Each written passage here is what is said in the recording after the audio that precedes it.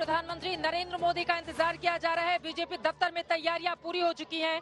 हजारों की तादाद में यहां पर कार्यकर्ता पहुंच चुके हैं जो जोश से लबरेज हैं। पीएम का इंतजार किया जा रहा है। थोड़ी देर के बाद आपको बता दें प्रधानमंत्री नरेंद्र मोदी यहां पर पहुंचेंगे और ये तस्वीरें इस वक्त आप देख रहे हैं बीजेपी हेडक्वार्टर की, जहां पर जबरदस्त भीड़ कार्यकर्ताओं में देखने को मिल रही है। कार्यकर्ता उत्साहित भी हैं।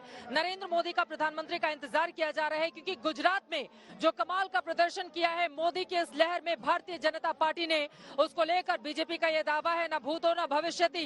बीजेपी 1980 में गठित होती है। 1981 का पहला उपचुनाव वो नरोड़ा से पाटिया से जीतती है, लेकिन उसके बाद आपको बताते चले कि कभी इतनी प्रचंड जीत का मौका उसके लिए नहीं आया। लेकिन 27 सालों की सरकार रहने के बावजूद अगर बीजेपी प्रचंड तरीके से न सिर्फ सत्ता में वापसी करती है बल्कि इतिहास बनाती है तो ये भी अपने आप में अद्भुत है। और यकीनन गुजरात के लोकतंत्र की ये तस्वीरें जो दिल्ली तक उसकी धमक आप महसूस कर सकते हैं कि बीजेपी यहां से अब आगे के चुनावी राज्यों के लिए बड़ा संदेश देना चाहती है, क्योंकि एक तरफ राजस्थान में इलेक्शन है। जरा जल्दी से हिमांशु आप आइए, पीछे की तस्वीरें दिखा देते हैं। जरा हटिए। विधायक जी आगे हैं, बताइए सर क्या चल रहा है? प्रधानमंत्री जी का इंतजार किया जा रहा है। बिल्कुल और एक आज हमारी बहुत भारी जीत, जो एक ऐतिहासिक जीत जो हमने दर्ज की है, और उसके लिए लड्डू भी आ गया, लड्डू और सारे हमारे कार्यकर्ता और हमारे पूरे, आप देख रहे हैं कितना जोश है हमारे कार्यकर्ताओं में। और एक बहुत में जोश देखिए, लड्डू यहाँ पर बांटा जा रहा है। खुशी का मौका है, खुशी सेलिब्रेट कीजिए। एंकरिंग कर रहे हैं सर, एंकरिंग कर रहे हैं, ऐसा मत कीजिए। थोड़ी सी जगह दीजिए। यहाँ पर तस्वीरें जरा आपको दिखाना चाहेंगे। ऊपर आप देखिए भारतीय जनता पार्टी का बड़ा सा होर्डिंग वहाँ पर लगा हुआ है और लिखा हुआ है गुजरात, हिमाचल प्रदेश, दिल्ली की जनता का हार्दिक धन्यवाद।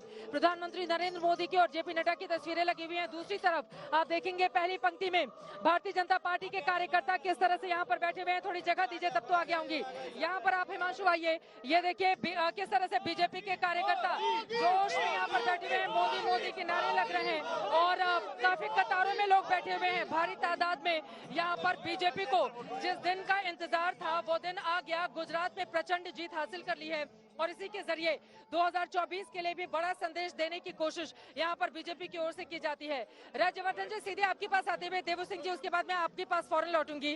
राज्यवर्धन जी देखिए, बीजेपी ताकत दिखाने की तैयारी में है और आप चूंकि खास मेहमान हैं तो मुझे ये भी पता है कि आज की इस जीत से ये जो इतना बड़ा भव्य समारोह हो रहा है दिल्ली बीजेपी के दफ्तर में, इसके जरिए राजस्थान में भी बड़ा संदेश देने की कोशिश, क्योंकि अगले साल वहीं पर कड़ी और बड़ी परीक्षा होनी है आप लोगों की। जी, राजस्थान एक ऐसा उदाहरण है जो पूरे देश के सामने कि बड़े बड़े नारे देकर, जिस तरह क्या नाटकीय तरीके से राहुल गांधी आए थे और गिनती गिन रहे थे 1, 2 और 10 तक गिनती करिए, और 10 तक गिनती में किसानों का जो लोन था वो सारा माफ हो जाएगा। बेचारे किसान आज तक दर दर भटक रहे हैं, कोई लोन माफी नहीं हुई। उसी समय ऐलान करा था राहुल गांधी जी ने कि बेरोजगारी भत्ता दिया जाएगा। युवाओं लाइन में कतार में खड़े हुए, लेकिन आज भी उनका यह हाल है। किसानों का तो यह हाल है कि एमएसपी में बाजरा भी नहीं खरीदा गया, बल्कि पड़ोसी राज्य हरियाणा और मध्य प्रदेश में एमएसपी पे खरीदा गया। तो अब मैं आपको गिनाने लगूंगा, चाहे पेपर लीक का मामला हो, चाहे कन्हैया की हत्या हो, चाहे किस तरह से अब करौली, जोधपुर, भरतपुर दंगे ही दंगे, मतलब अनगिनत। तो उसको तो हम गिना ही नहीं, लेकिन ये इनकी हालत है और यही हालत इनकी दूसरे राज्यों के अंदर भी है और इसीलिए ये रिपीट नहीं होते। तो निसंदेह गुजरात ने एक बहुत बड़ा संदेश दिया है। भारतीय जनता पार्टी, प्रधानमंत्री मोदी जी का जो नई राजनीति है उसको, उसमें पूरा विश्वास दिखाया है और उसी तरह राजस्थान के अंदर भी यही नतीजा होगा। ये अपनी राज्य सरकार की ताकत लगाकर भले ही भारत जोड़ो के अंदर लोगों को जोड़ने लग जाएं, लेकिन वो वोट देने वाली जनता नहीं है, वोट इनके विपरीत ही पड़ने वाले हैं। अभय दुबे जी जवाब दीजिए इस पर। वो अभी से राजस्थान की भी तैयारी करते हुए दिखाई दे रहे हैं। अरे आज ही कांग्रेस पार्टी की बीजेपी जैसी मजबूत और इतनी बड़ी पार्टी से लड़ने के लिए, अरे आज ही तो इतने बड़े अंतर से राजस्थान में उपचुनाव विधानसभा हारे हैं साहब।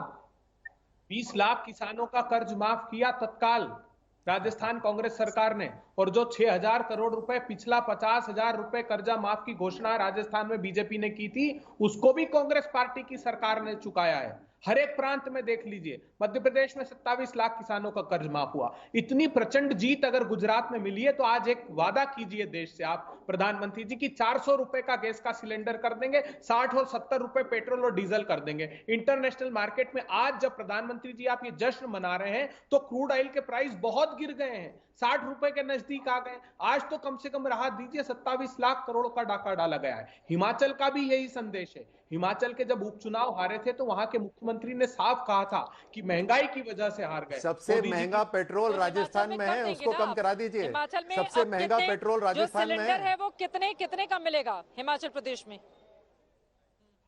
हमने तो कहा है, हमने गंगानगर साफ में। कर अबे जी 500। जल्दी से। सुनिए चित्रा जी, पुरानी पेंशन लागू करेंगे, 500 रुपए सिलेंडर पर हम बोलिए। कम करेंगे, 300 यूनिट तक बिजली मुफ्त देंगे। जो कहते हैं वो करते हैं। मध्य प्रदेश आइए, हमने जैसा वादा किया था तत्काल पूरा किया। छत्तीसगढ़ में, राजस्थान में सब जगह ओपीएस लागू की। वहां पर अग्निवीर स्कीम का बहुत प्रतिकूल प्रभाव पड़ा। प्रधानमंत्री जी एक बार फिर हिमाचल की हार से सबक लीजिए। ये तो राजस्थान में भी पूर्व सैनिकों के मन में और बच्चों के भविष्य के जो उज्जवल भविष्य का सपना सेना में जाकर देश की सेवा का देखते हैं, उस पर प्रतिकूल प्रभाव पड़ेगा। ठीक है सर।